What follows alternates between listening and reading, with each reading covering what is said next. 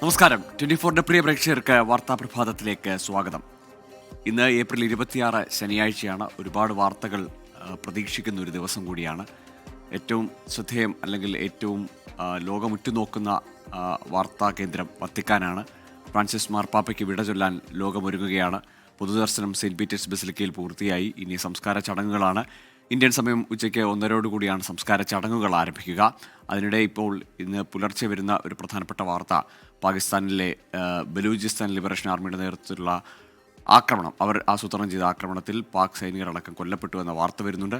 ജമ്മു കാശ്മീരിലെ സാഹചര്യത്തിലേക്ക് വന്നാൽ അവിടെ ഇന്ത്യൻ സേന വിഭാഗങ്ങൾ, പോലീസിൻ്റെ പ്രത്യേക സംഘമൊക്കെ ഇന്നലെ കത്വയിലടക്കം വലിയ തെരച്ചിൽ നടത്തുകയാണ്. പഹൽഗാമിൽ ആക്രമണം നടത്തിയ ഭീകരരെ കണ്ടു എന്നൊരു സ്ത്രീയുടെ മൊഴിയുടെ അടിസ്ഥാനത്തിൽ അങ്ങനെ വിശാലമായ വിപുലമായ തെരച്ചിൽ അവിടെ ഉദ്ധംപൂരിലടക്കം നടക്കുന്നുണ്ട്. വീടുകൾ തോറി കയറി ഇറങ്ങിയുള്ളൊരു പരിശോധനയടക്കം ജമ്മു കാശ്മീരിൽ നടക്കുന്നുണ്ട്. ഇതടക്കം ഒരുപാട് വാർത്തകൾ സജീവമായ വാർത്താ കേന്ദ്രങ്ങളായി പലയിടങ്ങളിൽ നിൽക്കുന്നു.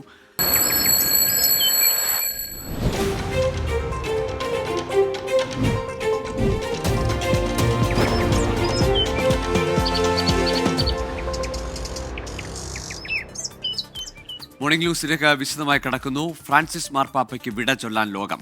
മാർപ്പാപ്പയുടെ ആഗ്രഹപ്രകാരം റോമിലെ സെയിന്റ് മേരി മേജർ ബസിലിക്കയിലാണ് അന്ത്യവിശ്രമം. ഇന്ത്യൻ സമയം ഉച്ചയ്ക്ക് 1:30 സംസ്കാര ചടങ്ങുകൾ.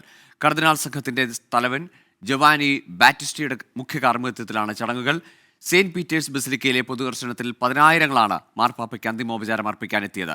സംസ്കാര ശുശ്രൂഷകൾ 24-ൽ തത്സമയം കാണാം. സമഗ്ര കവറേജുമായി വത്തിക്കാനിൽ നിന്ന് എഡിറ്റർ ഇൻചാർജ് പി ജെയിംസിന്റെ നേതൃത്വത്തിലുള്ള പ്രത്യേക വാർത്താ സംഘം സജ്ജമാണ്. ഇപ്പോൾ മെറിൻ മേരി ചാക്കോ ഇന്റർനാഷണൽ ഡെസ്കിൽ നിന്ന് ചേരുകയാണ്. മെറിൻ, ഇന്നലെ രാത്രിയോടുകൂടി, അതായത് ഇന്ത്യൻ സമയം 10-10:30 അവിടെ പൊതുദർശനമൊക്കെ പൂർത്തിയായി. ഇന്നിനി സംസ്കാര ചടങ്ങുകൾ, അതുമായി ബന്ധപ്പെട്ട ശുശ്രൂഷകൾ എപ്പോഴാണ് ആരംഭിക്കുക?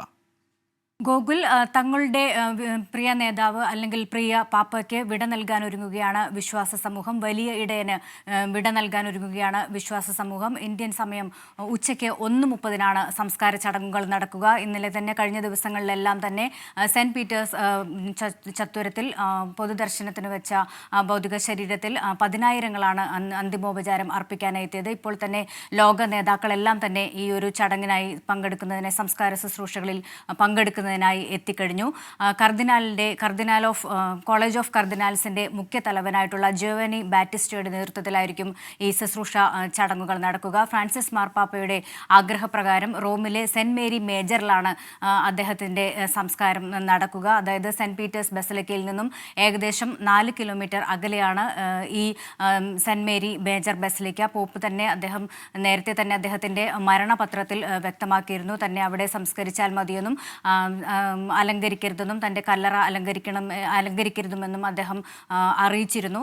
അത്തരത്തിൽ പോപ്പിൻ്റെ ആഗ്രഹപ്രകാരം തന്നെയാണ് സെൻറ്റ് മേരി മേജർ ബസിലിക്കയിൽ അദ്ദേഹത്തിന് അന്ത്യവിശ്രമം ഒരുങ്ങുക. ഇന്നലെ വൈകിട്ട് തന്നെ പേടകം, പൊതുദർശനത്തിനുള്ള സൗകര്യം അവസാനിപ്പിച്ച് പേടകം അടച്ചിരുന്നു. കർമെലെങ്കോ എന്ന് പറയുന്ന പോപ്പിൻ്റെ പദവി വഹിക്കുന്ന, അല്ലെങ്കിൽ പോപ്പിൻ്റെ ചുമതല വഹിക്കുന്ന കർദിനാൾ കെവിൻ ഫാരലാണ് ആ പേടകം അടച്ചത്. അദ്ദേഹം തന്നെയാണ് ഫ്രാൻസിസ് മാർപ്പാപ്പയുടെ മരണവാർത്ത ലോകത്തെ അറിയിച്ചത്. അദ്ദേഹം തന്നെ ശുശ്രൂഷകൾക്ക് ശേഷം പേടകം അടച്ചു. ഇന്ന് ലോക നേതാക്കൾ, ഏകദേശം 170 ലോക നേതാക്കൾ സംസ്കാര ശുശ്രൂഷകളിൽ പങ്കെടുക്കാൻ എത്തുമെന്ന് തന്നെയാണ് ഇപ്പോൾ വത്തിക്കാൻ അറിയിച്ചിരിക്കുന്നത്. ഇതിനോടകം തന്നെ US president Donald Trump, British പ്രധാനമന്ത്രി കെയർ സ്റ്റാമർ, ഇറ്റാലിയൻ പ്രധാനമന്ത്രി Giorgia Meloni, UN general secretary Antonio Guterres തുടങ്ങിയവരെല്ലാവരും തന്നെ ഇപ്പോൾ സംസ്കാര ശുശ്രൂഷകളിൽ പങ്കെടുക്കുന്നതിനായി അവിടെ എത്തിച്ചേർന്നിട്ടുണ്ട്. ഇന്ത്യയിൽ നിന്നും ഇന്ത്യൻ രാഷ്ട്രപതി ദ്രൗപദി മുർമു ഇന്നലെ എത്തി അന്തിമോപചാരം അർപ്പിച്ചു. മാത്രവുമല്ല, കേന്ദ്രമന്ത്രിമാരായിട്ടുള്ള കിരൺ റിജിജു, ജോർജ് കുര്യൻ തുടങ്ങിയവരും അവിടെ എത്തിയിട്ടുണ്ട്. കേരളത്തിൽ നിന്നും മന്ത്രി റോഷി അഗസ്റ്റിനാണ് കേരളത്തെ പ്രതിനിധീകരിച്ച് പങ്കെടുക്കുന്നത്. എന്തായാലും ലോകം ഈ സമീപകാലത്ത് സാക്ഷ്യം വഹിക്കുന്ന ഏറ്റവും വലിയ ഒത്തുചേരലായിരിക്കും ഇതെന്ന് പറയാൻ സാധിക്കും. കാരണം ഏകദേശം 3 ലക്ഷം പേർ ഈ ഒരു ചടങ്ങിൽ പങ്കെടുക്കും, അല്ലെങ്കിൽ സംസ്കാര ശുശ്രൂഷകളിൽ പങ്കെടുക്കുമെന്ന് തന്നെയാണ് അറിയുന്നത്. സാധാരണക്കാർക്ക്, പ്രത്യേകിച്ചും പ്രത്യേകിച്ചും സാധാരണക്കാർക്ക് വേണ്ടി സംസാരിച്ച ഒരു പോപ്പ് തന്നെയാണ്. ഏറെ ജനസമ്മതനായിട്ടുള്ള, അതായത് അത്രത്തോളം ജനസമ്മതനായിട്ടുള്ള ഒരു പോപ്പ് കത്തോലിക്ക സഭയുടെ, ആഗോള കത്തോലിക്ക സഭയുടെ ചരിത്രത്തിൽ ഉണ്ടായിട്ടില്ല. പോപ്പ് പരമ്പരയിൽ തന്നെ ഇത്രത്തോളം ജനസമ്മതിയായിട്ടുള്ള പീപ്പിൾസ് പോപ്പ് എന്നാണ് അദ്ദേഹം അറിയപ്പെടുന്നത്. എപ്പോഴും പുഞ്ചിരിച്ച മുഖമായി അദ്ദേഹത്തെ പൊതുവേദികളിൽ കണ്ടിട്ടുള്ളൂ. വീൽ ചെയറിൽ അവസാനമായി റോമിലെ ജമേലി ആശുപത്രിയിൽ വിശ്വാസി സമൂഹത്തെ കണ്ടപ്പോഴും ആശീർവദിച്ചപ്പോഴും ആ പുഞ്ചിരിയോട് കൂടെ തന്നെ കണ്ടതാണ്. ഈസ്റ്റർ ദിനത്തിലും അവസാന സന്ദേശത്തിലും അദ്ദേഹത്തിൻ്റെ പുഞ്ചിരിയാണ്, അതായത് ചിരിക്കുന്ന ഒരു പോപ്പ്. അതേസമയം നിലപാടുകളിൽ വ്യക്തതയുള്ള, ഓരോ കാര്യത്തിലും വ്യക്തത പുലർത്തുന്ന, അതായത് ഇപ്പോൾ യുദ്ധമാകട്ടെ, ആഗോള പരിസ്ഥിതി പ്രശ്നങ്ങളാകട്ടെ, അതേപോലെ തന്നെ കുടിയേറ്റ പ്രശ്നങ്ങളാകട്ടെ, എന്ത് തന്നെയായാലും വ്യക്തമായ നിലപാട് പുലർത്തുന്ന ഒരു പോപ്പിനെ തന്നെയാണ് ലോകത്തിന് അല്ലെങ്കിൽ വിശ്വാസ സമൂഹത്തിന് നഷ്ടമായിരിക്കുന്നത്. പ്രധാനമായും തൻ്റെ വിശ്വാസ സമൂഹം അല്ലെങ്കിൽ ആത്മീയ ജീവിതത്തിനോടൊപ്പം തന്നെ അദ്ദേഹത്തിൻ്റെ വ്യക്തി ജീവിതത്തെക്കുറിച്ച് തുറന്നു പറച്ചിലുകൾ കൊണ്ടും ഫ്രാൻസിസ് മാർപ്പാപ്പ ശ്രദ്ധേയമായിട്ടുണ്ട്. അതുകൊണ്ട് തന്നെയാണ് അദ്ദേഹത്തെ എത്രമാത്രം ജനങ്ങൾ സ്നേഹിച്ചു അല്ലെങ്കിൽ വിശ്വാസ സമൂഹം എത്രമാത്രം സ്നേഹിച്ചു എന്നതിൻ്റെ നേർസാക്ഷ്യമായിരുന്നു കഴിഞ്ഞ ദിവസങ്ങളിൽ സെൻറ്റ് പീറ്റേഴ്സ് ചത്തുരത്തിൽ ഒത്തുകൂടിയ ഓരോ ജനസഞ്ചയം. അല്ലെങ്കിൽ ആ ജനസഞ്ചയം തങ്ങളുടെ പാപ്പയെ എത്രത്തോളം അവർ സ്നേഹിക്കുന്നു, വിടവാങ്ങാൻ അവർ ആ ഒരു നിമിഷത്തെ എത്രത്തോളം ദുഃഖത്തോടെയാണ് അവർ തങ്ങളുടെ വലിയ ഇടയന് വിട നൽകുന്നത് എന്നുള്ള നേർസാക്ഷ്യമാണ് ഇപ്പോൾ ലോകം കാണാൻ പോകുന്നത്. എന്തായാലും ആ ഒരു വിയോഗത്തിൽ അതീവ ദുഃഖിതരാണ് വിശ്വാസ സമൂഹം. അതിൽ യാത്രാമൊഴി ചൊല്ലാനുള്ള തയ്യാറെടുപ്പിലാണ്.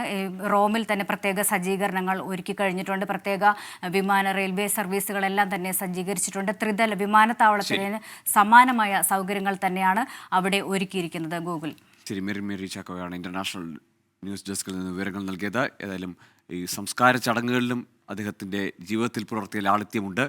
പ്രത്യേക പേടകമില്ല, അല്ലെങ്കിൽ ആഡംബരങ്ങളുള്ള പേടകമില്ല.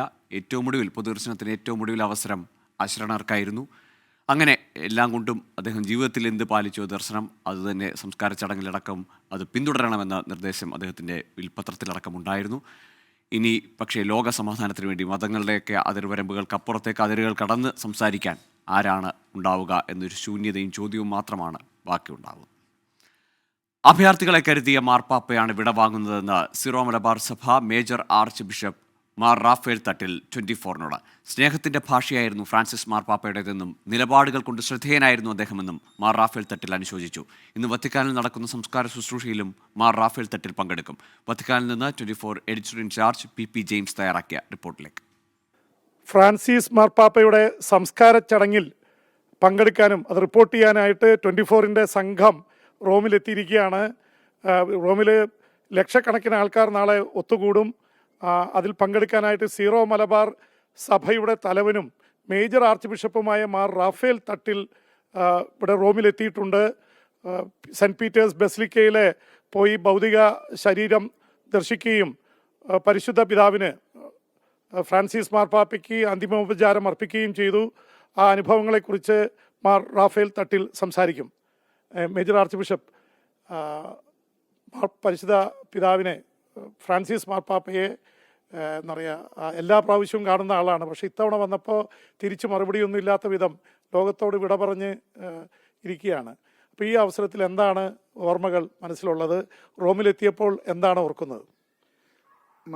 ഫ്രാൻസിസ് മാർപ്പാപ്പയുടെ ഭൗതിക ശരീരം സെൻറ്റ് പീറ്റേഴ്സ് ബസിലിക്കയിലാണ് ഇപ്പോൾ വെച്ചിരിക്കുന്നത്.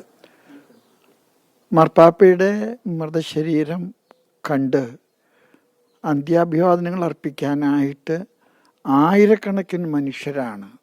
ജാതിമത ഭേദമന്യേ നിലയ്ക്കാത്ത പ്രവാഹം പോലെയാണ് കാണുന്നത്. ഫ്രാൻസിസ് മാർപ്പാപ്പ ഈ ലോകത്തോട് കാണിച്ച വലിയ മനസ്സ്, ആ മനസ്സിനെ പ്രതിസ്നേഹം ജനങ്ങൾ കാണിക്കുന്ന ഒരനുഭവമാണ് എനിക്ക് തോന്നുന്നത്. മാർപ്പാപ്പ പലപ്പോഴും ഈ ഇസ്ലാം മതത്തിൽപ്പെട്ട ആളുകൾ റോമിലേക്ക് കയറി പാർക്കുമ്പോൾ അവിടെ പ്രാരംഭഘട്ടത്തിലുണ്ടാകുന്ന ബുദ്ധിമുട്ടുകളിലെ അവർക്ക് കരം കൊടുത്തിട്ടുണ്ട്. മാർപ്പാപ്പയുടെ ഒരു വലിയ പ്രത്യേകത തന്നെയാണ്. പ്രത്യേകിച്ച് അഭയാർത്ഥികളോട് മാർപ്പാപ്പയ്ക്ക് വലിയ സ്നേഹമുണ്ടായിരുന്നു. അഭയാർത്ഥികളെ ചേർത്ത് പിടിക്കാനായിട്ട് അവർ ആദ്യം വരുമ്പോൾ ഈ കടത്തിണ്ണകളിലൊക്കെ കിടന്നുറങ്ങുന്ന സാഹചര്യങ്ങളുണ്ട്. ഞാൻ ഇസ്ലാം വിശ്വാസികൾ മാത്രമല്ല, ഇങ്ങോട്ട് കടന്നു വരുന്ന ആളുകൾക്ക് ആരംഭത്തിൽ എല്ലാ മൈഗ്രൻസും അനുഭവിക്കുന്ന ഇല്ലായ്മകളുടെ ഒരു ലോകമുണ്ട്. അങ്ങനെയുള്ളവർക്ക് കുളിക്കാൻ ഇടം, വത്തിക്കാൻ്റെ വലിയ സംവിധാനങ്ങൾ ഏർപ്പെടുത്തിയിട്ട് അവർക്കൊക്കെ ടോയ്ലറ്റ്, കുളിക്കാൻ സൗകര്യങ്ങൾ, അവർക്കൊക്കെ ഭക്ഷണം കൊടുക്കുന്ന സംവിധാനങ്ങൾ, ഇതൊക്കെ മാർപ്പാപ്പ ക്രമപ്പെടുത്തിയിട്ടുണ്ട്. മാർപ്പാപ്പ വത്തിക്കാന് എല്ലാവർക്കും ഒരു വീട് പോലെ തുറന്ന ഒരാളാണ്. മേജർ ആർച്ച് ബിഷപ്പ് റോമിലെ മാർപ്പാപ്പയുടെ സെൻറ്റ് പീറ്റേഴ്സ് ബസിലിക്കയിലെ സംസ്കാര ചടങ്ങിൽ പങ്കെടുക്കുന്നുണ്ട്. ഈ സംസ്കാര ശുശ്രൂഷകളെ കുറിച്ച് എന്താണ് പറയാനുള്ളത്? മാർപ്പാപ്പയുടെ കബറടക്ക ശുശ്രൂഷയുടെ തിരുക്കർമ്മങ്ങൾ വിശുദ്ധ കുർബാനയോടുകൂടിയാണ് അത് ആരംഭിക്കാൻ പോകുന്നത്. എല്ലാ കർദിനാൾമാരും, പ്രത്യേകിച്ച് സീനിയർ മോസ്റ്റ് ആയിട്ടുള്ള കാർഡിനൽസ്, അവരാണ് കാർമ്മികരാകാനൊക്കെ പോകുന്നത്. ബാക്കിയുള്ള സഭാ തലവന്മാർ അതിൽ പങ്കുചേരും. എല്ലാ മെത്രാന്മാരും ഇവിടെ സന്നിഹിതരായിട്ടുള്ളവർ എല്ലാവരും, എല്ലാ വൈദികരെ, അവരൊക്കെ ഇതിൽ പങ്കെടുക്കും. വലിയ ഒരു ജനാവലിയെ പ്രതീക്ഷിക്കുന്നുണ്ട്. പരിശുദ്ധ പിതാവ് ജനങ്ങളുടെ പിതാവായിരുന്നു. ജനങ്ങളെ സ്നേഹിക്കുകയും ജനങ്ങളെ ചേർത്ത് പിടിക്കുകയും ഏറ്റവും കൂടുതൽ അവഗണിക്കപ്പെട്ടവരെ, മാറ്റി നിർത്തപ്പെട്ടവരെ ചേർത്ത് പിടിച്ച ഒരു മാർപ്പാപ്പ എന്ന നിലയ്ക്ക് മാർപ്പാപ്പയുടെ ശവസംസ്കാര കർമ്മത്തിൽ ഈ അടുത്ത കാലത്ത് കണ്ടുമുട്ടിയ ജനങ്ങളിൽ ഏറ്റവും കൂടുതൽ ജനങ്ങൾ പങ്കെടുക്കാൻ പോകുന്ന ഒരു കബറടക്ക ശുശ്രൂഷയായിരിക്കുമെന്നാണ് എൻ്റെ മനസ്സ് എന്നോട് പറയുന്നത്. സീറോ മലബാർ സഭയുടെ അധ്യക്ഷൻ എന്ന നിലയിൽ 50 ലക്ഷത്തിലേറെ വിശ്വാസികളുള്ള ഒരു സഭയുടെ തലവൻ എന്ന നിലയിൽ ഈ മാർപ്പാപ്പയ്ക്ക് ശേഷം എന്ത് എന്നുള്ളൊരു ചോദ്യമുണ്ട്. അപ്പോൾ എങ്ങനെയുള്ള ഒരാളായിരിക്കും? കാരണം വലിയൊരു വെല്ലുവിളിയാണ്. ഇത്രയും ലോകത്തിന്റെ ശ്രദ്ധ നേടിയ ഒരു പാപ്പയ്ക്ക് ശേഷം വരുന്ന ഒരാൾ ആ വെല്ലുവിളി നേരിട്ടുകൊണ്ട്, സഭ നേരിടുന്ന വെല്ലുവിളിയുണ്ട്, ലോകം നേരിടുന്ന വെല്ലുവിളിയുണ്ട്, ഇസ്രായേൽ ഉക്രൈൻ യുദ്ധം നടക്കുന്നുണ്ട്, അതിനെതിരെയൊക്കെ അതിശക്തമായ നിലപാടെടുത്ത ആളാണ് ഫ്രാൻസിസ് മാർപ്പാപ്പ. അപ്പോൾ അങ്ങനെ ഒരു മാർപ്പാപ്പ കടന്നു പോയിട്ട് ഇനി വരാനിരിക്കുന്ന ആൾ ആരായിരിക്കും, എന്തായിരിക്കും? ഞാൻ പേര് പറയാൻ പറയുന്നില്ല, എന്നാലും എന്തായിരിക്കും ആ ഒരു പ്രതീക്ഷകൾ?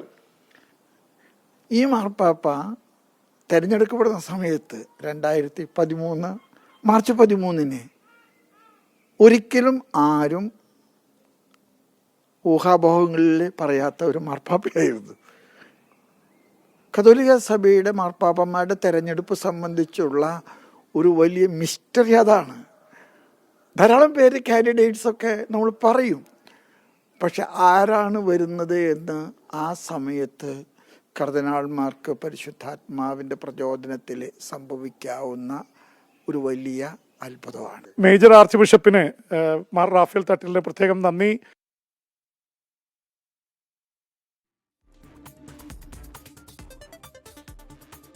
വത്തിക്കാനിൽ നിന്ന് തത്സമയ വിവരങ്ങൾ നൽകാൻ 24 എഡിറ്റർ ഇൻ ചാർജ് PP ജെയിംസും സംഘവുമാണുള്ളത്. ഫ്രാൻസിസ് മാർപ്പാപ്പയുടെ സംസ്കാര ചടങ്ങുകൾ ഇന്ന് ഉച്ചയ്ക്ക് 1:30 അതിനു മുമ്പ് ഉൾപ്പെടെയുള്ള നടക്കുന്ന ശുശ്രൂഷകളും ചടങ്ങുകളും 24-ൽ തത്സമയം കാണാം.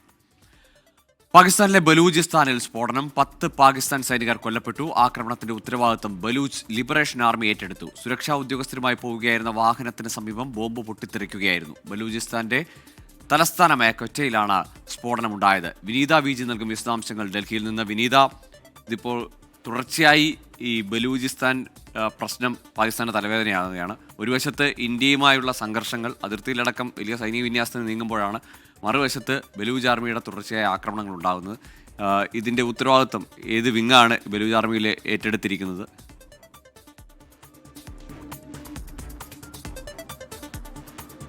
ഗൂഗിൾ സൂചിപ്പിച്ചതുപോലെ ഈ സൈനിക വാഹനത്തിന് നേരെയാണ് ആക്രമണം ഉണ്ടാവുന്നത്.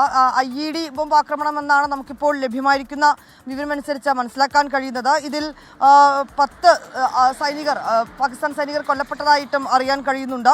അവരുടെ വിശദാംശങ്ങളടക്കം പറയുന്നുണ്ട്. സുബോദാർ ഷഹിദാസ് സമീൻ, സുബോദാർ അബ്ബാസ്, സിപ്പോയ് ഖലീൽ, സാഹിദ്, ഗുറം സലീം എന്നിവരാണ് കൊല്ലപ്പെട്ടവരുടെ പേരുകൾ എന്ന രീതിയിലാണ് നമുക്കിപ്പോൾ ലഭ്യമാവുന്നത്. 10 പേരാണ് കൊല്ലപ്പെട്ടത്. ബലൂചിസ്ഥാൻ ലിബറേഷൻ ആർമി ഇതിന്റെ ഉത്തരവാദിത്തം ഏറ്റെടുത്തിരിക്കുകയാണ്. ഈ സൈനികർ വരുന്ന വാഹനത്തിന് നേരെ സ്ഫോടനം ഉണ്ടാവുകയാണ്. ഇത് സംബന്ധിച്ചുകൊണ്ടുള്ള മറ്റ് അന്വേഷണമൊക്കെ തന്നെ ഒരു ഭാഗത്ത് നടക്കുന്നുമുണ്ട്. ഇന്നലെ രാത്രിയോടുകൂടിയാണ് ഈ അപകടമുണ്ടായത്, ഈ സ്ഫോടനം ഉണ്ടായതെന്നാണ് ഇപ്പോൾ പുറത്തുവരുന്ന വിശദാംശങ്ങൾ. ഗൂഗിൾ. ശരി വിനീത്, ഏതായാലും ബലൂചിസ്ഥാൻ ആർമി കഴിഞ്ഞ മാർച്ചിൽ നടത്തിയ ആക്രമണങ്ങളിൽ നിരവധി സൈനികർ പാകിസ്ഥാനിൽ കൊല്ലപ്പെട്ടതാണ്. പാക് സൈനികരുടെ വാഹന വ്യൂഹത്തിന് നേരെ തന്നെ നേരത്തെ നടന്ന ആക്രമണങ്ങളിൽ 20 സൈനികർ, ഒപ്പം ട്രെയിൻ ബന്ദിയാക്കുന്ന ആ ഘട്ടത്തിലും 10 സൈനികരെ ഈ ബലൂചിസ്ഥാൻ ലിബറേഷൻ ആർമി കൊന്നൊടുക്കിയതാണ്. ഏതായാലും ഇപ്പോൾ വീണ്ടും ആക്രമണം, അതിലും 10 പാകിസ്ഥാൻ സൈനികരാണ് കൊല്ലപ്പെട്ടിരിക്കുന്നത്. ജമ്മു കശ്മീരിൽ പ്രാദേശിക ഭീകരർക്കെതിരെ വീണ്ടും നടപടി. പഹൽഗാം ഭീകരാക്രമണത്തിൽ പങ്കുള്ള 2 ഭീകരരുടെ വീടുകൾ തകർത്തു. പുൽവാമയിലെ മുനാറിലുള്ള അഖ്സാൻ ഉൽ ഹഖ് ഷെയ്ഖ്, കച്ചിപ്പോറയിലെ ഹാരിസ് അഹമ്മദ് എന്നിവരുടെ വീടുകളാണ് തകർത്തത്. ഭീകരർക്കായി തെരച്ചിൽ ഊർജിതമാണ്. അതിർത്തിയിലടക്കം ജാഗ്രതാ നിർദ്ദേശം തുടരുകയാണ്. പാകിസ്ഥാന്റെ പിടിയിലായ BSF ജവാന്റെ മോചനത്തിനായുള്ള ഇടപെടലുകളും തുടരുന്നുണ്ട്. ബൽറാം നെടുങ്ങാടി ശ്രീനഗറിൽ നിന്നൊപ്പം വിനീത VG ഡൽഹിയിൽ നിന്നും ചേരുന്നുണ്ട്.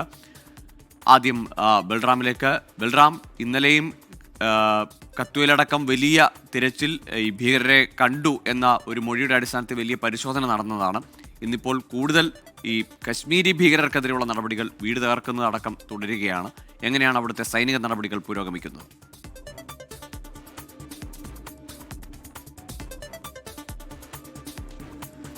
ഗോകുൽ, ഈ ഭീകരാക്രമണത്തിൽ പങ്കെടുത്ത പ്രാദേശിക ഭീകരർക്കെതിരെയുള്ള നടപടികൾ കടുപ്പിക്കുകയാണ്.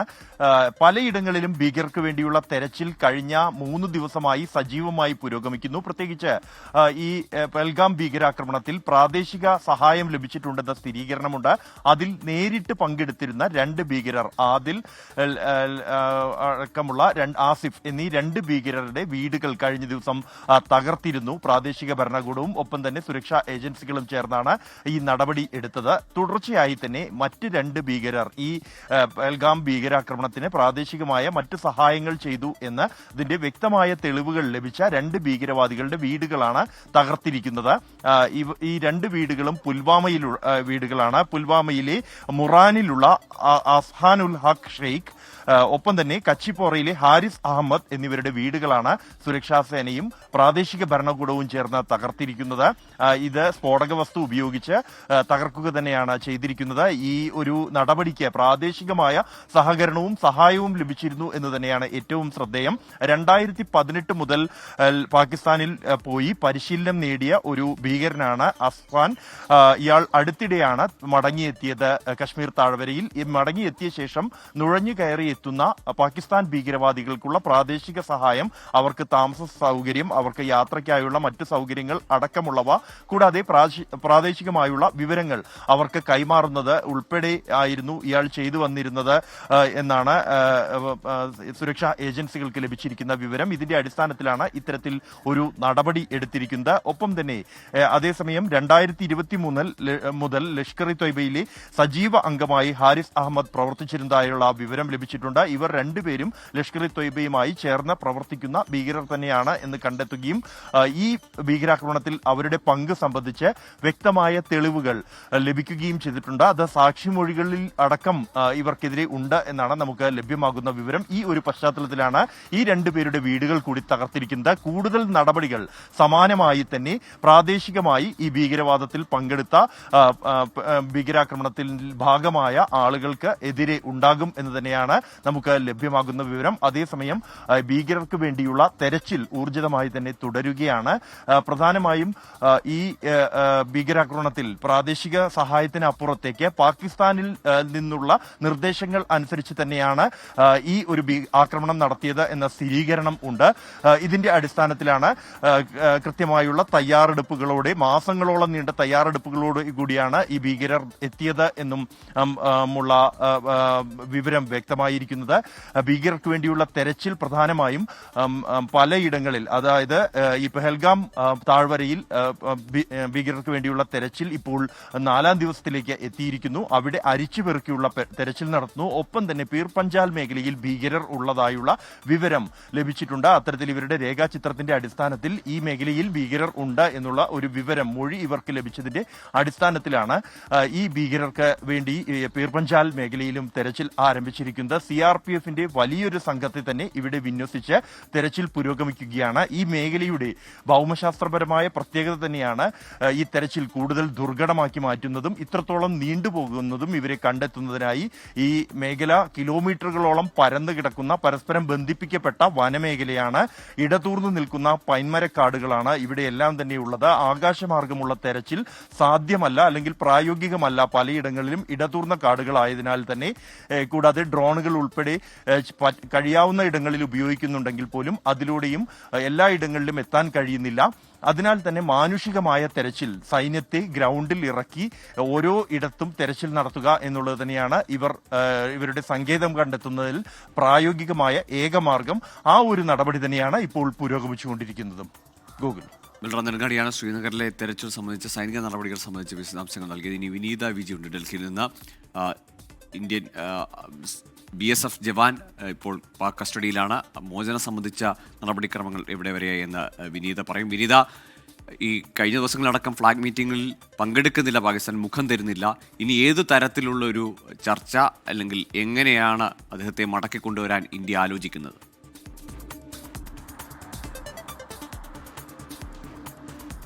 ഗൂഗിൾ പൊതുവെ സാധാരണ രീതിയിൽ ഇത്തരത്തിലേക്ക് അതിർത്തികൾ കടന്ന് അങ്ങോട്ടേക്കും ഇങ്ങോട്ടേക്കും ഒക്കെയുള്ള സൈനികർ എത്താറുണ്ട്. അതൊരു പതിവാണ്. അങ്ങനെ എത്തുമ്പോൾ ഇരു രാജ്യങ്ങളുടെയും സൈനികർ പരസ്പര ധാരണയോടുകൂടി ഈ ഫ്ലാഗ് മീറ്റിംഗ് വിളിച്ച് ആ മേഖലയിലെത്തി ആ സൈനികരെ കൈമാറുകയാണ് പതിവ്. പക്ഷേ നിലവിലെ സാഹചര്യത്തിൽ ഇന്ത്യക്ക് പാകിസ്ഥാനുമായുള്ളൊരു ബന്ധം അതിങ്ങനെ കൂടുതൽ വഷളായിക്കൊണ്ടിരിക്കുന്ന ഒരു പശ്ചാത്തലമാണ് നിലവിലുള്ളത്. ആ പശ്ചാത്തലം തന്നെയാണ് വലിയ ആശങ്കയിലേക്കടക്കം നമ്മൾ എത്തിക്കുന്നത്. കഴിഞ്ഞ ദിവസങ്ങളിലൊക്കെ ഈ ഫ്ലാഗ് മീറ്റിംഗ് വിളിക്കണമെന്ന് ഇന്ത്യ ആവശ്യപ്പെട്ടിട്ടുണ്ടായിരുന്നു. BSFന്റെ ഉന്നത ഉദ്യോഗസ്ഥരടക്കം കഴിഞ്ഞ ദിവസം വൈകിട്ട് ഈ അതിർത്തിയിൽ ഈ ജവാനെ കൈമാറുമെന്ന പ്രതീക്ഷയോടുകൂടി അവിടെ എത്തിയിട്ടുണ്ടായിരുന്നു. പക്ഷേ ഈ ഫ്ലാഗ് മീറ്റിംഗ് സംബന്ധിച്ച കാര്യങ്ങളിൽ ഒരു പ്രതികരണവും ഇതിനോടകം തന്നെ പാകിസ്ഥാന്റെ ഭാഗത്തു നിന്ന് ഉണ്ടായിട്ടില്ല. മാത്രമല്ല, ഈ ഫ്ലാഗ് മീറ്റിംഗ് വിളിച്ചതിന് ശേഷം ആ മേഖലയിൽ പാകിസ്ഥാനെ പ്രതിനിധീകരിച്ച് ആരും എത്തിയിട്ടും ഇല്ല എന്നാണ് അറിയാൻ കഴിയുന്നത്. ഏതാണെങ്കിലും BSF ഉന്നത അധികൃതരുമായി ബന്ധപ്പെട്ടിട്ടുണ്ട്. ഈ PK സിംഗിനെ എത്രയും വേഗം തിരികെ സുരക്ഷിതമായി എത്തിക്കണമെന്ന് ആവശ്യപ്പെട്ടുകൊണ്ടുള്ള നടപടിക്രമങ്ങൾ പുരോഗമിക്കുന്നുവെന്നാണ് അറിയാൻ കഴിയുന്നത്. അദ്ദേഹത്തെ 2 ദിവസമാവുന്നു. അദ്ദേഹം ഇപ്പോഴും പാകിസ്ഥാൻ റേഞ്ചേഴ്സിന്റെ പിടിയിൽ തന്നെയാണുള്ളത്. ഏതാണ്ട് അതിർത്തിയിൽ നിന്ന് 30 മീറ്റർ അകലെ അദ്ദേഹം കടന്നു എന്നുള്ളതാണ് പാകിസ്ഥാൻ ആരോപിക്കുന്നത്. ഈ കർഷകർക്കൊപ്പം അദ്ദേഹം ആ മേഖലയിലേക്ക് പോവുകയും ഒരല്പസമയം അദ്ദേഹം ഒരു മരത്തിന് ചുവട്ടിൽ വിശ്രമിക്കുകയുമായിരുന്നു. ഇതിനിടയിലാണ് പാക് റേഞ്ചേഴ്സിന്റെ പിടിയിലാവുന്നത്. അദ്ദേഹത്തിന്റെ കുടുംബം ഇതിനോടകം തന്നെ വലിയ ആശങ്ക പ്രകടിപ്പിച്ചിട്ടുണ്ട്. എത്രയും വേഗം അദ്ദേഹത്തെ സുരക്ഷിതമായി മടക്കിക്കൊണ്ടുവരണം, ഇതിനാവശ്യമായിട്ടുള്ള നടപടികൾ കേന്ദ്ര സർക്കാരിന്റെ ഭാഗത്തുനിന്ന് ഉണ്ടാകണമെന്നാണ് അവർ ആവശ്യപ്പെട്ടിരിക്കുന്നത്. ഇതിനുള്ള നടപടിക്രമങ്ങളൊക്കെ തുടരുന്നുവെന്ന് BSFും വ്യക്തമാക്കുന്നുണ്ട്. പക്ഷേ അതേസമയം ഈ പാകിസ്ഥാനുമായുള്ള ബന്ധം കൂടുതൽ വഷളാകുന്നത് തന്നെയാണ് നമ്മെ വലിയ രീതിയിൽ ആശങ്കപ്പെടുത്തുന്നത്. ഗൂഗിൾ ശരി, വിനീത വിജിയും ബൽറാം നെടുങ്ങാടിയുമാണ് വിശദാംശങ്ങൾ നൽകിയ ശ്രീനഗറിൽ നിന്നും ഡൽഹിയിൽ നിന്നും. BJP സംസ്ഥാന വൈസ് പ്രസിഡന്റ് ശോഭാ സുരേന്ദ്രന്റെ വീടിന് സമീപം സ്ഫോടക വസ്തു എറിഞ്ഞു. ഇന്നലെ രാത്രി 1 മണിയോടെയാണ് ശോഭയുടെ അയൽവാസിയുടെ വീടിനടുത്ത് പൊട്ടിത്തെറിയുണ്ടായത്. സംശയകരമായ രീതിയിൽ ഒരു കാർ കണ്ടതായി പ്രദേശവാസികൾ പോലീസിന് മൊഴി നൽകി. സിറ്റി പോലീസ് കമ്മീഷണറുടെ നേതൃത്വത്തിൽ അന്വേഷണം ആരംഭിച്ചിട്ടുണ്ട്. തന്നെ ലക്ഷ്യമിട്ടുള്ള ആസൂത്രിത നീക്കമെന്ന് ശോഭാ സുരേന്ദ്രൻ പറഞ്ഞു. ആസൂത്രിതമായിട്ടാണ്, അങ്ങനെ തെറ്റിയിട്ടും അറിയാൻ പാടില്ല. ഇപ്പോൾ വീട്ടിൽ എൻ്റെ കാർ ഉണ്ടായിരുന്നില്ല, ഞാനുണ്ടായിരുന്നു, പക്ഷെ എൻ്റെ കാറ് പുറത്ത് പോയിരിക്കുകയായിരുന്നു. അപ്പോൾ ആ വീട്ടിലാണെങ്കിൽ വെള്ള കാറകത്ത് കിടക്കുന്നുണ്ട്. അപ്പോൾ പറഞ്ഞു കൊടുത്ത ഇതിൻ്റെ പിറകിൽ പ്രവർത്തിച്ച ഒരു ശക്തി ഉണ്ടാവുമല്ലോ. കാരണം ഈ എറിയണം എന്ന് വിചാരിച്ച ആൾ ആയിരിക്കില്ല ഈ ഗൂഢാലോചനയുടെ പിറകിൽ ആളുകളുണ്ടാവും. അപ്പോൾ ഓട്ടോമാറ്റിക്കലി ഒരു വെള്ള കാറ് വീടിൻ്റെ മുന്നിൽ ഉണ്ടെന്നും ആ വെള്ള കാറുള്ള വീട്ടിലേക്ക് എറിയണം എന്നാണ് അവർ ആഗ്രഹിച്ചത്. അപ്പോൾ അവർ നോക്കുമ്പോൾ വെള്ള കാറ് ഇവിടെ ഇല്ല, നമ്മുടെ വീടിൻ്റെ മുന്നിൽ ഒഴിഞ്ഞു കിടക്കുന്നു, വെള്ള കാറ് ഓപ്പോസിറ്റ് വീട്ടിൽ കിടക്കുന്നു.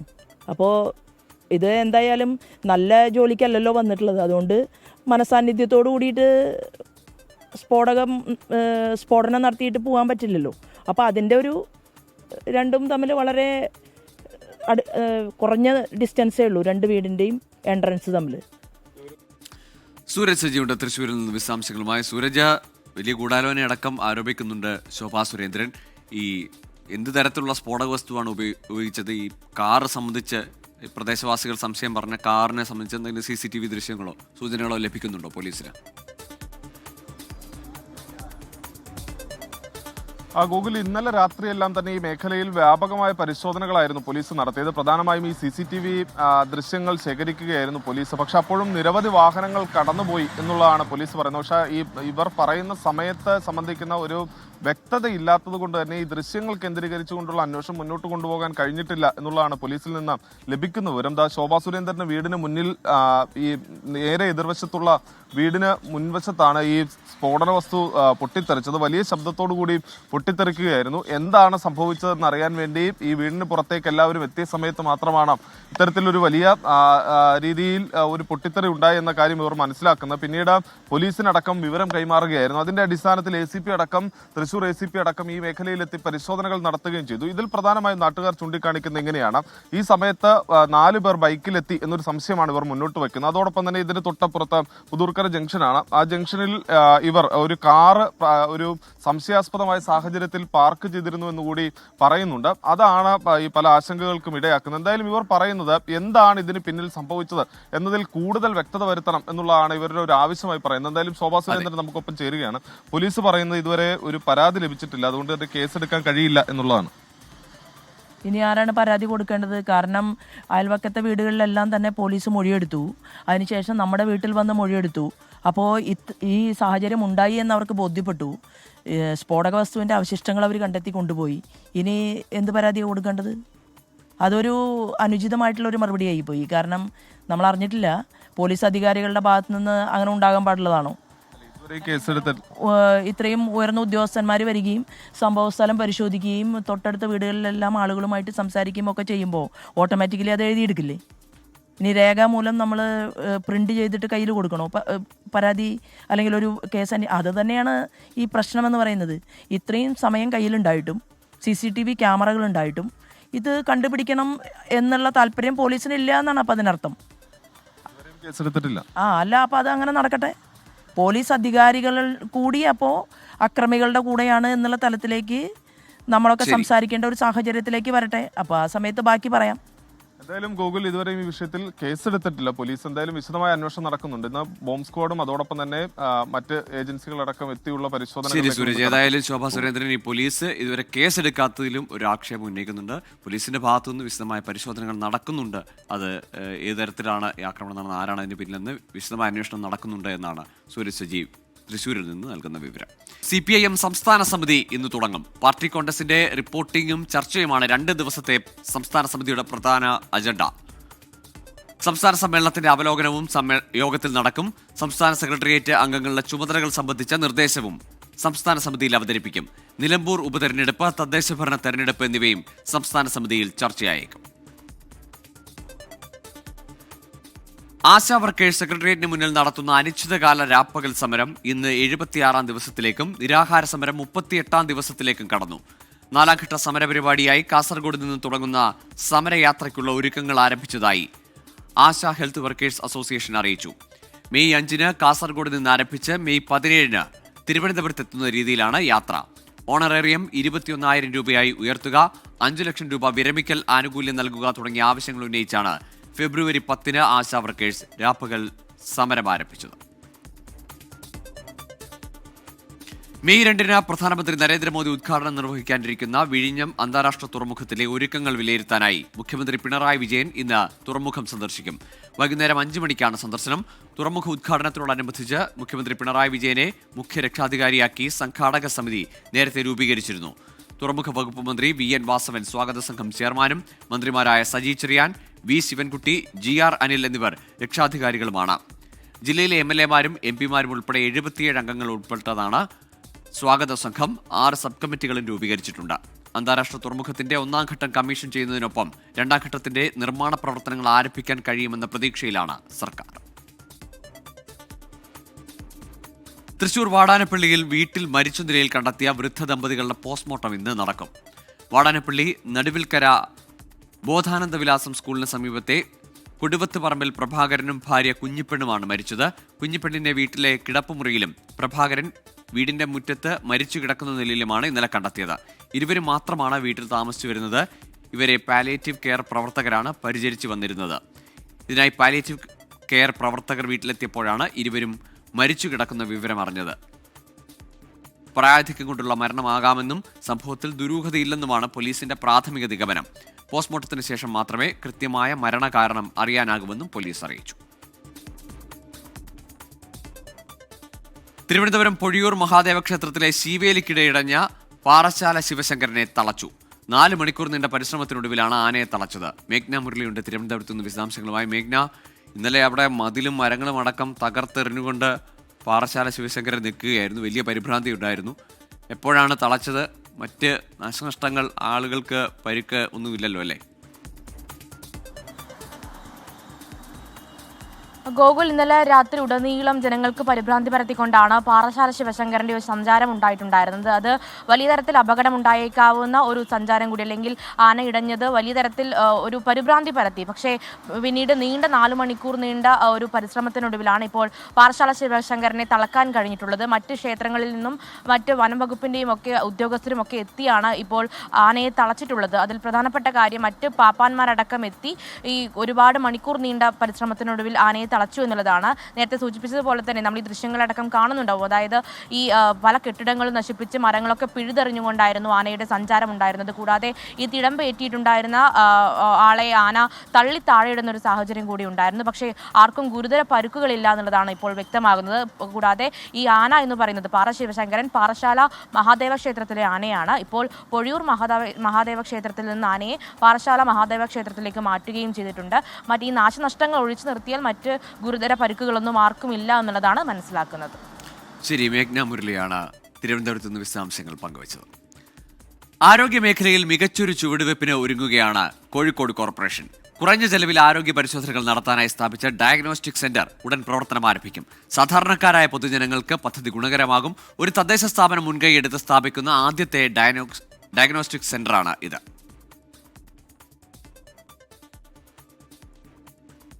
സ്വകാര്യ ലാബുകളുടെ തീവെട്ടിക്കൊള്ള അവസാനിപ്പിക്കുക എന്ന ലക്ഷ്യത്തോടെയാണ് കോഴിക്കോട് കോർപ്പറേഷൻ ആരോഗ്യ വിഭാഗം മുൻകൈയെടുത്ത് ഡയഗ്നോസ്റ്റിക് സെന്റർ സ്ഥാപിച്ചത്. 2024-25 വാർഷിക പദ്ധതിയിൽ ഉൾപ്പെടുത്തി 35 ലക്ഷം രൂപ ചെലവഴിച്ചാണ് നിർമ്മാണം. ആരോഗ്യ പരിശോധനകൾക്കുള്ള ലാബിനൊപ്പം വാട്ടർ ടെസ്റ്റിംഗ് ലാബും സജ്ജമാണ്. രാവിലെ 7 മണി മുതൽ വൈകിട്ട് 6 മണി വരെ പ്രവർത്തിക്കും. കോർപ്പറേഷൻ പരിധിയിലുള്ള ആളുകൾക്ക് രക്തം, കഫം, മലം, മൂത്രം തുടങ്ങിയ ക്ലിനിക്കൽ ലബോറട്ടറി പരിശോധനകൾ ഒരു സബ്സിഡൈസ്ഡ് റേറ്റിൽ ചെയ്യാനുള്ള സൗകര്യം ഏർപ്പാടാക്കി കൊടുക്കുക എന്നുള്ളതാണ്. ഇന്ത്യയിൽ തന്നെ ആദ്യമായിട്ടാണ് ഒരു തദ്ദേശ സ്വയംഭരണ സ്ഥാപനം നേരിട്ട് അങ്ങനെ ഒരു ലാബ് ആരംഭിക്കുന്നത്. വ്യാപാരികളുടെയും ജനങ്ങളുടെയും ഏറെക്കാലമായുള്ള ആവശ്യമാണ് വാട്ടർ ടെസ്റ്റിംഗ് ലാബ് തുറക്കുന്നതോടെ യാഥാർത്ഥ്യമാകുന്നത്. ജീവനക്കാരെ താൽക്കാലികമായി നിയമിക്കും. മാലിന്യമുക്തം നവകേരളം ക്യാമ്പയിൻ പ്രവൃത്തിയിൽ 1ാം സ്ഥാനം ലഭിച്ചതിന്റെ സന്തോഷത്തിൽ കൂടിയാണ് കോർപ്പറേഷൻ. ആരോഗ്യ വിഭാഗവും കോർപ്പറേഷനും നടത്തിയിട്ടുള്ള പ്രവർത്തനങ്ങൾക്കുള്ള അംഗീകാരമാണ്. അതുകൊണ്ട് നമ്മുടെ ഉത്തരവാദിത്വം കൂടുകയാണ് ചെയ്യുന്നത്. നഗരം കൂടുതൽ ശുചിത്വത്തോടെയും ഭംഗിയോടെയും കാത്തുസൂക്ഷിക്കുക എന്നുള്ളൊരു ഉത്തരവാദിത്വം നമ്മളിൽ വന്നു ചേർന്നിരിക്കുകയാണ്. വരുന്ന സാമ്പത്തിക വർഷം കൂടുതലിടങ്ങളിൽ ഡയഗ്നോസ്റ്റിക് സെന്റർ സ്ഥാപിക്കാനുള്ള ആലോചനയിലാണ് കോഴിക്കോട് കോർപ്പറേഷൻ. രാഹുൽ സുരേഷ്, 24 കോഴിക്കോട്. ബെയ്ലി എന്ന പേര് വയനാടിനെ സംബന്ധിച്ച് അതിജീവനത്തിൻ്റെതാണ്. മുണ്ടക്കൈ ചൂരൽമല ഉരുൾപൊട്ടലിൽ സർവ്വതും നഷ്ടപ്പെട്ട സ്ത്രീകൾക്ക് സർക്കാരും സന്നദ്ധ സംഘടനകളും നൽകിയ സംരംഭത്തിന്റെ പേരും ബെയ്ലി എന്ന് തന്നെ. സംസ്ഥാന സർക്കാരിന്റെ 4ാം വാർഷികാഘോഷത്തിന്റെ ഭാഗമായ എന്റെ കേരളം പ്രദർശന വിപണന മേളയിൽ അതിജീവന അടയാളമായി നിൽക്കുകയാണ് ബെയ്ലി.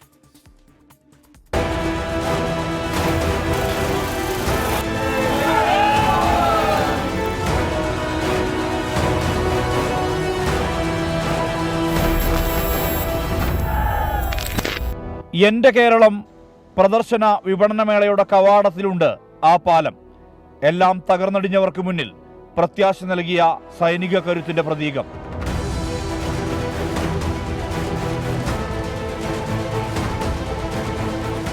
ഈ മാതൃകാ പാലം അതിജീവനത്തിന്റെ അടയാളം. അതുകൊണ്ട് തന്നെയാണ് മുണ്ടക്കയിലെയും ചൂരൽമലയിലെയും സ്ത്രീകളുടെ സംരംഭത്തിന് ബെയ്ലി എന്ന പേര് നൽകിയത്. 20-ലേറെ സ്ത്രീകളുടെ കൂട്ടായ്മയിൽ ബാഗ് നിർമ്മാണ സംരംഭം വിജയത്തിന്റെ പടവുകളിലേക്ക് നീങ്ങുകയാണ്. നമ്മൾ ബെയ്ലി പാലമാണ് നമ്മൾ ദുരന്ത സമയത്തിലെ നമ്മുടെ റെസ്ക്യൂ ഓപ്പറേഷൻ്റെ ഒരു ഇമ്പോർട്ടൻ്റ് ആയിട്ടുള്ള ഒരു ഘട്ടം. സോ റെസ്ക്യൂ ഓപ്പറേഷൻ്റെ ബെയ്ലി ആയിരുന്നു. അതിനുശേഷം അതിജീവനത്തിൻ്റെ ലൈവ്ലിഹുഡ് വരുമ്പോൾ ബെയ്ലിയാണ് നമ്മൾ സംരംഭം ആയിട്ട് നമ്മൾ തുടങ്ങുന്നത്.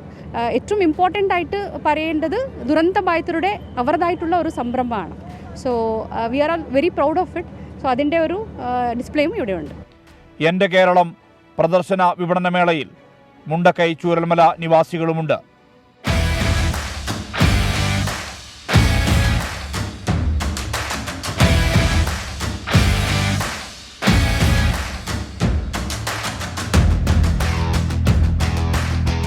ഒരു അതിജീവനായിട്ടാണ് ഇപ്പോൾ ഇത് ഞങ്ങൾ വന്നിട്ടുള്ളത്. ഞങ്ങൾ ഇതിൽ 26 പേര് കൂടിയിട്ടാണ് ചെയ്യുന്നത്.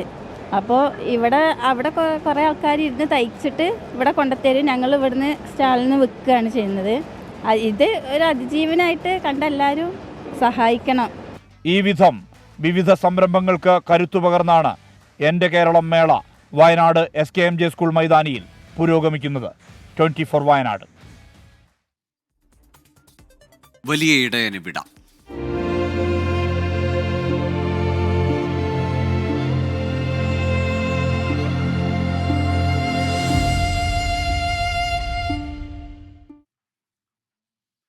മാറ്റി നിർത്തപ്പെട്ടവരെ ചേർത്ത് നിർത്തിയ മാർപ്പാപ്പയാണ് ഫ്രാൻസിസ് മാർപ്പാപ്പയെന്ന് സിറോ മലബാർ സഭയുടെ യൂറോപ്പിന്റെ മെത്രാൻ മാർ സ്റ്റീഫൻ ചേർപ്പണത്ത് 24-നോട്. വാത്സല്യവും കരുതലും കൊണ്ട് ലോകം കീഴടക്കിയാണ് ഫ്രാൻസിസ് മാർപ്പാപ്പ വിടവാങ്ങുന്നതെന്നും മാർ സ്റ്റീഫൻ ചേർപ്പണത്ത് പറഞ്ഞു. വത്തിക്കാനിൽ നിന്ന് 24 എഡിറ്റർ ഇൻചാർജ് PP ജെയിംസ് തയ്യാറാക്കിയ റിപ്പോർട്ടിലേക്ക്. ഇവിടെ റോമിൽ ഫ്രാൻസിസ് മാർപ്പാപ്പയുടെ സംസ്കാര ചടങ്ങിൽ പങ്കെടുക്കാൻ 24-ന്റെ സംഘം എത്തിയിരിക്കുകയാണ്. അതിൻ്റെ ഭാഗമായിട്ട് റോം ആസ്ഥാനമായി ഉള്ള സീറോ മലബാർ സഭയുടെ യൂറോപ്പിൻ്റെ മെത്രാൻ മാർ സ്റ്റീഫൻ ചെർപ്പണത്ത് നമ്മളോടൊപ്പമുണ്ട്. മാർ സ്റ്റീഫൻ ചെർപ്പണത്ത് ഫ്രാൻസിസ് മാർപ്പാപ്പയുമായി വലിയ ഹൃദയബന്ധം സൂക്ഷിക്കുന്ന ആളാണ്. സ്വാഭാവികമായിട്ടും റോമിൽ ലക്ഷക്കണക്കിന് ആൾക്കാർ ഈ സംസ്കാര ശുശ്രൂഷയിൽ പങ്കെടുക്കാനിരിക്കെ മാർപ്പാപ്പയുമായിട്ടുള്ള അനുഭവങ്ങൾ പങ്കുവയ്ക്കും മാർ സ്റ്റീഫൻ ചെർപ്പണത്ത്. പരിശുദ്ധ പിതാവ് ഫ്രാൻസിസ് മാർപ്പാപ്പയെ ഓർത്തെടുക്കാനായിട്ട് പരിശ്രമിക്കുമ്പോൾ ആദ്യകാലം മുതൽ എനിക്ക് എൻ്റെ മനസ്സിലെല്ലാ ഓർമ്മകളും നിറഞ്ഞു വരുന്നുണ്ട്. പക്ഷെ വളരെ പ്രത്യേകമായിട്ട് എൻ്റെ ഓർമ്മയിൽ വരിക, ഞാൻ ആദ്യമായിട്ട് ഇവിടുത്തെ ഇടവക്കാരുമായിട്ട് പോയപ്പോൾ പിതാവ് കാണിച്ച വലിയൊരു വാത്സല്യമുണ്ട്.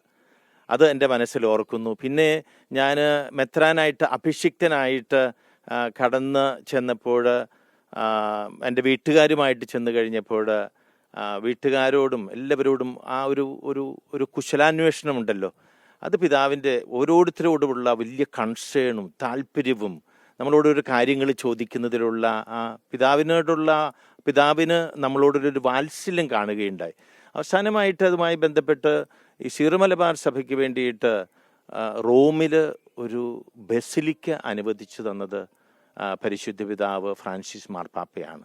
ഞാൻ 2019 ഒക്ടോബർ 3-ാം തീയതിയാണ് ആദിലിമിനാമ്പി സെറ്റിന് വന്നിട്ടുള്ള നമ്മുടെ സീറോ മലബാർ മെത്രാന്മാരുടെ ഒപ്പം നിന്ന് ആയിരിക്കുമ്പോൾ ഞാനിത് ചോദിക്കുന്നത്. അത് 6 മാസത്തിനുള്ളിൽ എനിക്ക് അനുവദിച്ചു കിട്ടി.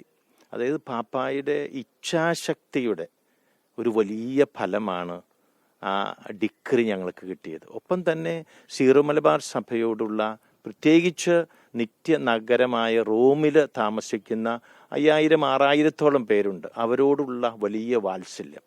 ഈ വാത്സല്യമാണ് ലോകത്തിൻ്റെ, അത് അദ്ദേഹത്തിനെ സംബന്ധിച്ച് നമ്മളടക്കം ഓറിയൻ്റൽ സഭയിൽ പെട്ട പൗരസ്ത്യ സഭകളിൽപ്പെട്ട സീറോ മലബാർ സഭയടക്കം കത്തോലിക്ക സഭയുടെ പെരിഫറികളിൽ ആയിരുന്നു എന്ന് ഉള്ളൊരു ചിന്തയായിരുന്നു പാപ്പയ്ക്ക്. അതുകൊണ്ട് തന്നെ ഈ പെരിഫറികളിലുള്ളവർ, ഈ സമൂഹ മധ്യത്തിൽ നിന്ന് മാറ്റി നിർത്തപ്പെട്ട എല്ലാവരോടും കാണിച്ച ആ ഒരു വലിയ സ്നേഹം, വലിയ കരുണ, ഔദാര്യം നമ്മളോടും കാണിച്ചതിൻ്റെ ഫലമാണ് ഈ basilica Santa Anastasia in Rome. അത് നമുക്ക് നൽകപ്പെട്ടിട്ട് ഇപ്പോൾ 5 വർഷം കഴിഞ്ഞു. മാർ സ്റ്റീഫൻ ചേർപ്പണത്ത് യൂറോപ്പിലെ സീറോ മലബാർ സഭയുടെ മെത്രാൻ, റോം ആസ്ഥാനമായുള്ള മെത്രാൻ. റോമിലെ മെത്രാൻ എന്ന് പറയുന്നത് സാധാരണ മാർപ്പാപ്പയാണ്. പക്ഷേ റോമിലെ സീറോ മലബാർ സഭയുടെ മെത്രാൻ ആരാണെന്ന് ചോദിച്ചാൽ അത് സ്റ്റീഫൻ ചേർപ്പണത്താണ്. മാർപ്പാപ്പയുമായിട്ടുള്ള ബന്ധം വിശദീകരിക്കുകയായിരുന്നു. നന്ദി. Thank you so much. Thank you James. Thank you. ഇനി കായിക വാർത്തകൾ.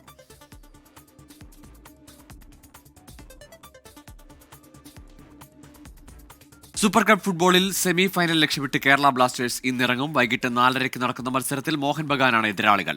ആദ്യ റൗണ്ടിൽ ഈസ്റ്റ് ബംഗാളിനെ എതിരില്ലാത്ത 2 ഗോളിന് തോൽപ്പിച്ചാണ് ബ്ലാസ്റ്റേഴ്സ് ക്വാർട്ടർ ഫൈനലിലേക്ക് മുന്നേറിയത്. ചേർസിൽ ബ്രദേഴ്സ് പിന്മാറിയതോടെ മോഹൻ ബഗാന് വാക്ക് ഓവർ ലഭിക്കുകയായിരുന്നു. ISL ചാമ്പ്യന്മാരായ മോഹൻ ബഗാന്റെ രണ്ടാം നിര ടീമാണ് സൂപ്പർ കപ്പിൽ കളിപ്പിക്കുന്നതിനാൽ ബ്ലാസ്റ്റേഴ്സിന് വലിയ പ്രതീക്ഷകളാണുള്ളത്. കോപ്പ ഡെൽറേ ഫുട്ബോളിന്റെ ഫൈനലിൽ ഇന്ന് എൽ ക്ലാസിക്കോ പോര്. രാത്രി 1:30 നടക്കുന്ന മത്സരത്തിൽ FC ബാഴ്സലോണ റയൽ മാഡ്രിഡിനെ നേരിടും. സെവിയയിലെ ലാ കർത്തൂഹ സ്റ്റേഡിയത്തിലെ പച്ചപ്പുല്ലിനെ തീപിടിപ്പിക്കും പോര്. സ്പാനിഷ് ഫുട്ബോളിലെ അഭിമാന കപ്പിനായി ചിരവൈരികളായ FC ബാഴ്സലോണയും റയൽ മാഡ്രിഡും മുഖാമുഖം.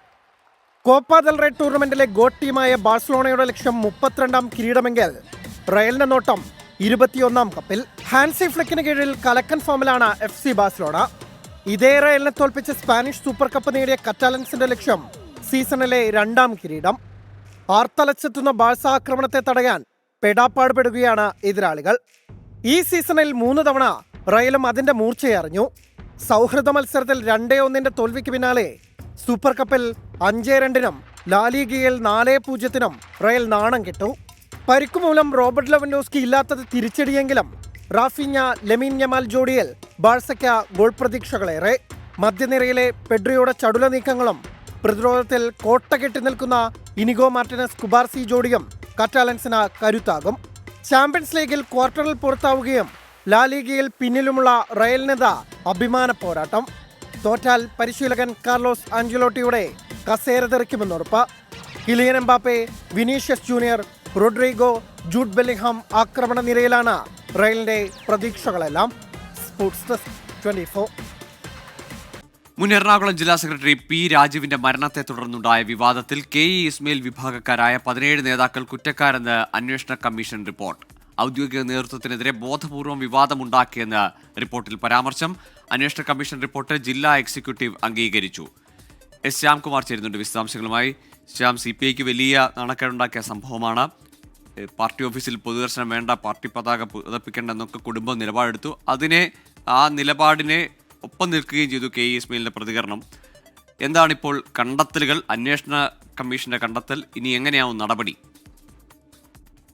ഗൂഗിൾ നിലവിൽ പി രാജുവിന്റെ മരണവുമായി ബന്ധപ്പെട്ട ഉണ്ടായ വിവാദങ്ങൾ അന്വേഷിക്കാൻ നിയമിച്ച കമ്മീഷനാണ് ജില്ലയിൽ നിന്നുള്ള 17 നേതാക്കൾ കുറ്റക്കാരാണ് എന്ന് കണ്ടെത്തിയിരിക്കുന്നത്. ഇവർ ഔദ്യോഗിക നേതൃത്വത്തിനെതിരായിട്ട് ബോധപൂർവം വിവാദങ്ങൾ ഉണ്ടാക്കാൻ ശ്രമിച്ചു എന്നുള്ളതാണ് പ്രധാനപ്പെട്ട കണ്ടെത്തൽ. പ്രത്യേകിച്ച് സമ്മേളനങ്ങൾ അടുത്ത കാലയളവിൽ ഔദ്യോഗിക നേതൃത്വത്തെ അട്ടിമറിക്കാൻ ശ്രമിച്ചു ഈ 17 നേതാക്കൾ എന്ന ഒരു കുറ്റാരോപണവും ഈ റിപ്പോർട്ടിലുണ്ട്. ഈ റിപ്പോർട്ട് കഴിഞ്ഞ ദിവസം ചേർന്ന ജില്ലാ എക്സിക്യൂട്ടീവ് യോഗം അംഗീകരിക്കുകയും ചെയ്തു. ഈ റിപ്പോർട്ടിൽ തുടർ നടപടികൾ സ്വീകരിക്കുന്നതിന് വേണ്ടിയാണ് സംസ്ഥാന എക്സിക്യൂട്ടീവിലേക്ക് സമർപ്പിച്ചിരിക്കുന്നത്. സംസ്ഥാന എക്സിക്യൂട്ടീവ് യോഗം ചേർന്ന് ഈ റിപ്പോർട്ടിൽ തുടർ നടപടികൾ എന്ത് വേണമെന്ന് നിർദ്ദേശിക്കുമെന്നുള്ളതാണ് ഇപ്പോൾ അറിയാൻ സാധിക്കുന്നത്. ഏതായാലും പി രാജുവിന്റെ മരണവുമായി ബന്ധപ്പെട്ട് ഉണ്ടായ വിവാദങ്ങൾ അത് ജില്ലാ സംസ്ഥാന നേതൃത്വങ്ങളെ പ്രതിസന്ധിയിലാക്കിയിരുന്നു.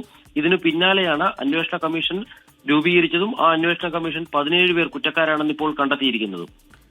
ശരി, പി രാജുവിന്റെ കുടുംബമാണ് കടുത്ത നിലപാടെടുത്തത് മരണസമയത്ത്. ഏതായാലും അതിനൊപ്പം നിന്ന നേതാക്കൾക്കെതിരെ നടപടിയിലേക്ക് നീങ്ങുന്നു എന്നതാണ് CPI നിന്ന് മനസ്സിലാക്കാനാവുന്നത്. S ശ്യാംകുമാറാണ് വിശദാംശങ്ങൾ നൽകിയത്.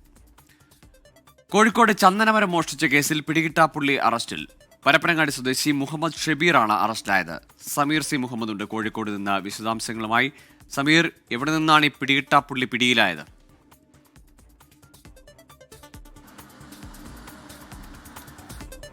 ഗോകുൽ, ക്ഷേത്രാങ്കണത്തിൽ നിന്ന് ചന്ദനമരം മുറിച്ചു കടത്തിയ കേസുമായി ബന്ധപ്പെട്ട് ഒളിവിലായിരുന്നു പ്രതി. പിന്നീട് നാട്ടിലെത്തിയിട്ടുണ്ട് എന്നുള്ള രഹസ്യവിവരം പോലീസിന് ലഭിച്ചു. ഇതേ തുടർന്ന് നടത്തിയ പരിശോധനയിലാണ് പരപ്പനങ്ങാടിയിൽ വെച്ചുകൊണ്ട് പ്രതിയെ പിടികൂടാൻ പോലീസിന് കഴിഞ്ഞിരിക്കുന്നത്.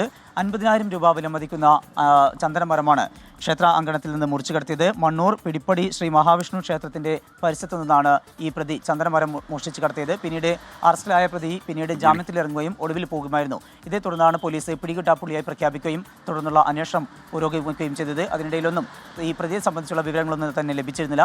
ഇതിനിടയിലാണ് നാട്ടിൽ പ്രതി തിരിച്ചെത്തിയിട്ടുണ്ട് എന്നുള്ള വിവരം ലഭിക്കുകയും തുടർന്ന് ഫറൂഖ് ACP നിർദ്ദേശപ്രകാരം അന്വേഷണ സംഘം അവിടെ എത്തിക്കൊണ്ട് അറസ്റ്റ് ചെയ്യുകയും ചെയ്തത്. പ്രതിക്കെതിരെ നിരവധിയായിട്ടുള്ള കേസുകളുണ്ട്. പിടിച്ചുപറി, അതുപോലെ തന്നെ ഭവന ഭേദനം തുടങ്ങിയിട്ടുള്ള നിരവധി കേസുകൾ പ്രതിയാണ്. ഏതായാലും പ്രതിയെ ഇപ്പോൾ പോലീസിന് അറസ്റ്റ് ചെയ്യാൻ കഴിഞ്ഞിരിക്കുന്നു. ഗോകുൽ. ശരി, സമീർ സി മുഹമ്മദാണ് വിശദാംശങ്ങൾ നൽകിയത് കോഴിക്കോട് നിന്ന്. ഇതോടെ മോർണിംഗ് ന്യൂസ് പൂർണ്ണമാകുകയാണ്.